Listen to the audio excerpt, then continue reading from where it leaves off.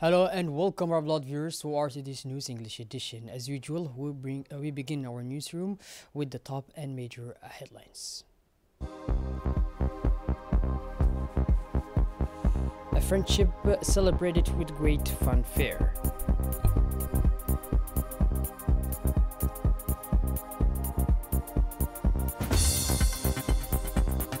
Closing touring session dedicated to artisanals specializing in basketry or Beck.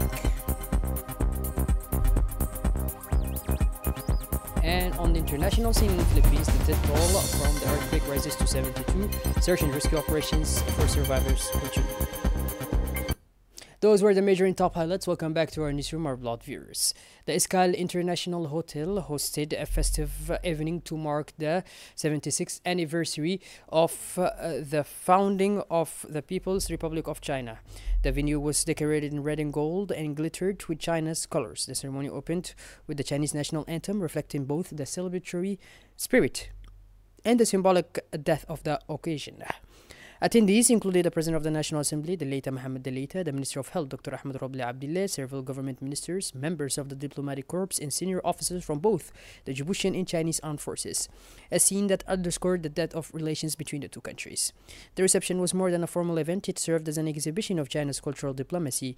High-ranking Djiboutian authorities and diplomatic representatives joined the notable artistic moments. Secondary school students from the Confucius Institute performed a combined dance and vocal piece, a living emblem of Sino-Djiboutian cultural friendship. Their performance, met with warm applause, reflected the growing closeness between the two peoples.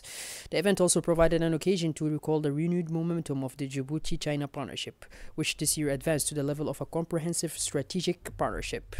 Comprehensive cooperation, high-level exchange between the two heads of state, official visits, and concrete projects all point to a relationship that will help shape the future.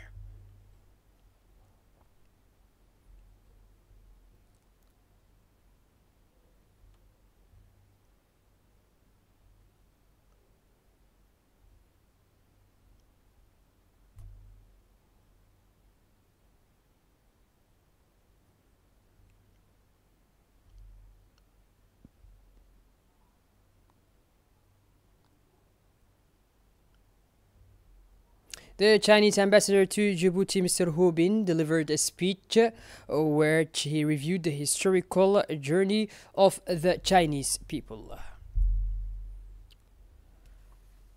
Speaking in turn, the Minister of Health, Dr. Ahmed Robli Abdillah, praised a friendship founded on mutual respect with shared vision of Presidents Ismail Omar Guelleh and Xi Jinping.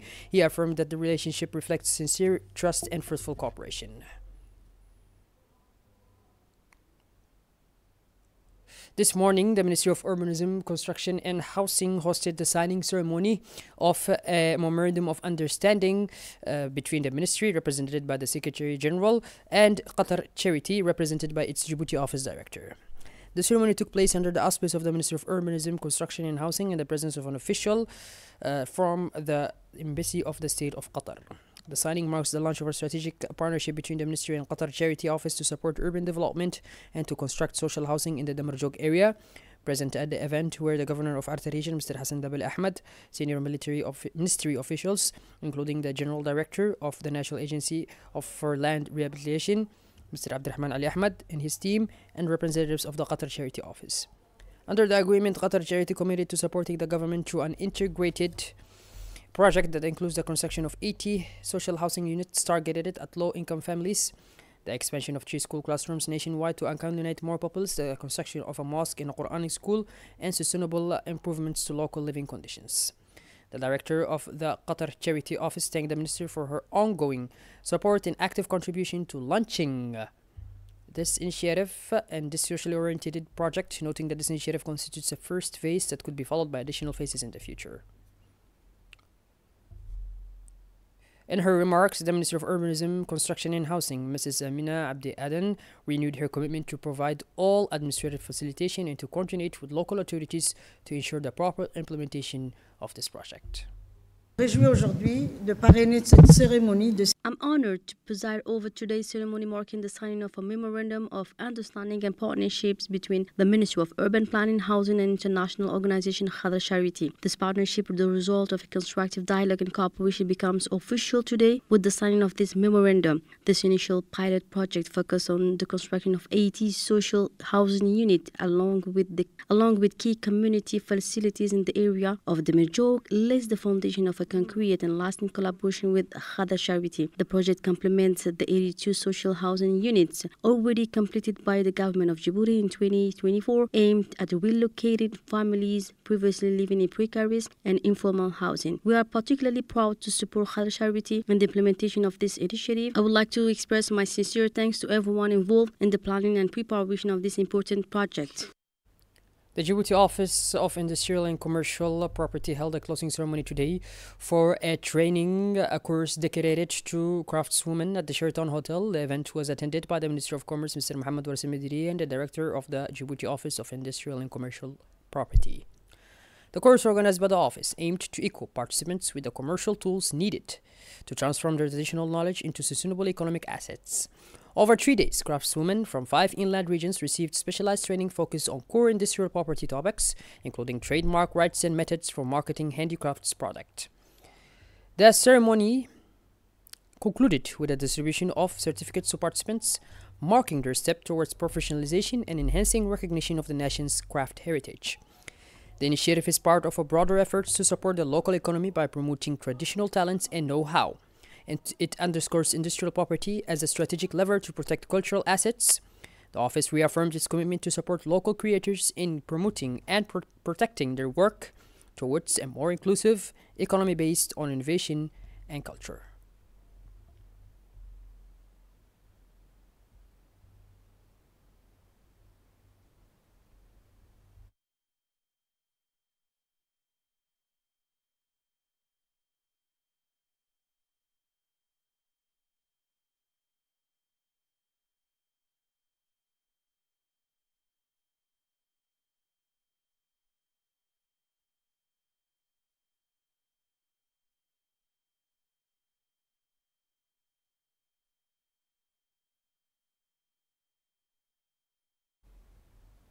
The Minister of Commerce and Tourism, Mr. Mohamed Warsim Mediri, delivered a keynote address at the event, congratulating all participants on successfully completing the training course dedicated to the craftswoman. Je suis heureux de clôturer cette deuxième formation consacrée. I'm pleased to close the second training session dedicated to 2 key pillars of intellectual property, the creation of collective marks and the protection of designs and models. This activity is part of the first phase of the Lambi project in close collaboration with ADAPIC. Its aim is to equip our women creators with the legal and commercial tools needed to transform ancestral know-how into protected and valued economic assets. What you have gained during this training, from methods for selecting and managing a collective mark, drafting rules of use, defining quality standards, preparing application files, monitoring strategies to the procedures for registering collective marks and design, forms a solid operational foundation. Starting now, this knowledge will allow you to secure your creation, increase your income, and structure the offer of our artisans. This project fully aligns with Djibouti's Vision 2035 by acting on several complementary levels. It contributes to diversification and competitiveness by transforming the craft sectors into an organized industry with the protected intangible asset, collective marks, and registered designs that create value, attract partners, and open new markets. The Ministry of Commerce and Tourism, along with ADAPIC and our partners, will continue to stand by your side to safeguard your rights and connect your product to the market. A few days ago, the Republic of Djibouti welcomed the arbitration decision issued on 29 September 2025 by the London Court of International Arbitration. In this context, the General Inspector of the Republic, Mr. Isa Sultan, granted an interview in which he discussed details on this case.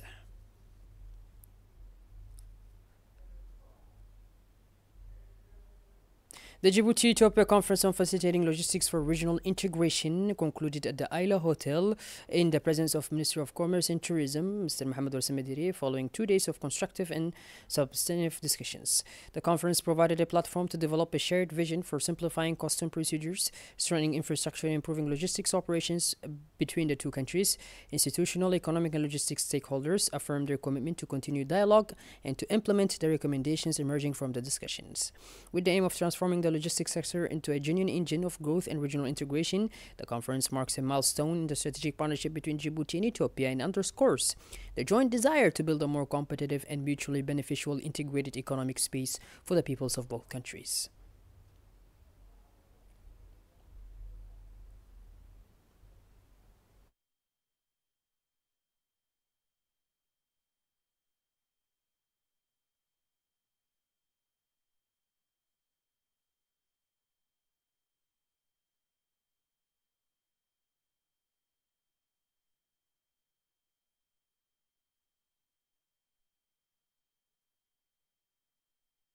My name is Daniel Zemikiel. I come from Ethiopia in Addis Ababa, where one of the major logistics companies in Ethiopia. And my company had a very long time working platform in Djibouti for over 35 years. And now the economies of both countries, Djibouti and Ethiopia, is growing.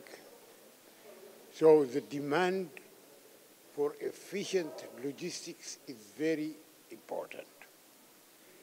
So this meeting was really demanding the industry to improve their efficiency. So I'm glad to see that this group from Ethiopia, Djibouti, who are involved in logistics, coupled with the customs and the Djibouti port in general, who are directly influence our efficiency, are there today, and really had a very, very good discussion. The National Meteorological Agency, in cooperation with the Ministry of Agriculture, organized a workshop to review climate forecasts for the October, November, December 2025 season. The event was held at the former headquarters of the Ministry of Agriculture and brought together experts, researchers, decision makers, provision sector representatives, and members of civil society. The workshop's main objectives were to analyze climate forecasts for October-December 2025 period in order to anticipate potential impacts on virtual sectors and to strengthen the planning and response capacities of relevant authorities in the face of climate risks. This workshop is part of national efforts to better integrate climate data into sectoral planning through a participatory approach. Organizers noted in Djibouti, like other countries in the region, is expected to experience below average rainfall during October, November, and December 2025. In his remarks, Mr. Mukhtar Mahmoud Hussein, National Coordinator of the DRESS EA project, stressed the importance of early warning to improve preparedness and effective response to climate variability, in recalling the strategic role played by the Ministry of Agriculture in this effort. Following that, the General Director of the National Meteorological Agency, Mr. Mohammed Ismail Noor, presented a comprehensive briefing on the latest data and forecasts for the coming season. He reported that seasonal climate forecasts for October up to December 2025 indicate considerable variability in rainfall across the Greater Horn of Africa. Estimates show that this period, one of the many main rainy seasons, particularly in the tropical parts of the region, provide roughly 70% of total annual rain. However, other parts of the Horn of Africa, including Djibouti, are expected to experience drier than normal conditions with rainfall below required levels, he said, raising the risk of water stress and localized drought and increasing pressure on livelihoods. In Djibouti specifically, these forecasts raise serious concerns, given the country's climate vulnerability, since severe rains could exacerbate pressure on water resources, rangelands, and rural communities, he concluded. Shifting towards Addis Ababa, where the GCL Group seeks to strengthen its presence on the oil and gas sector. The Ethiopian finance minister praised the success of the phase of the integrated oil and gas project carried out at the Kalob and Hilala fields, stressing that the government is closely monitoring implementation through a specialized national committee and will provide the same level of support for phase 2.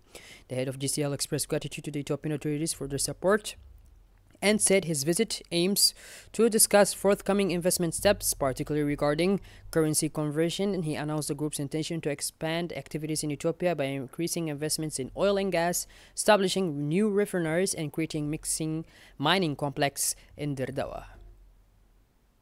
Israeli raids on Gaza, 19 Palestinians, including women and children, were killed on Wednesday evening in a series of Israeli strikes that hit homes and residential neighborhoods in Dar al-Balah, Al-Bureij, Khan Yunis, and Gaza City.